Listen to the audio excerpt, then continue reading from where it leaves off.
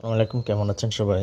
আজকে আমরা দেখব কিভাবে পাসপোর্ট সাইজ ছবি থেকে একটা ছবি দিয়ে অনেকগুলো ছবি বানানো যায়। তো চলুন দেখে আসি। প্রথমে আমরা ফটোশপ ওপেন করে নেব, পরে একটা ছবি নিব।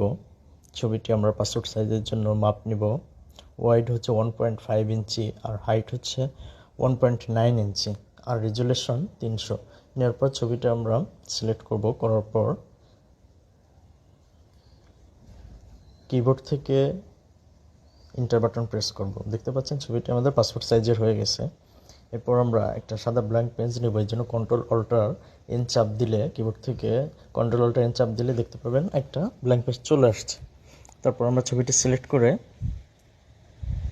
ব্ল্যাঙ্ক পেজে ছেড়ে দিব। দেখতে পাচ্ছেন একটা ছবি হয়ে গেল। তারপর আমরা কিবোর্ড থেকে শিফট কন্ট্রোল অল্টার চেপে ধরে ছবিটি সিলেক্ট করে পাশে আরও একটা ছবি সিলেক্টের পাশে টান দিলে দেখতে পাচ্ছেন আরও একটা ছবি হয়ে যাবে। তো এইভাবে আপনারা একটা ছবি দিয়ে অনেকগুলোই ছবি করতে পারবেন। তো ভিডিওটি ভালো লাগলে অবশ্যই লাইক শেয়ার করুন।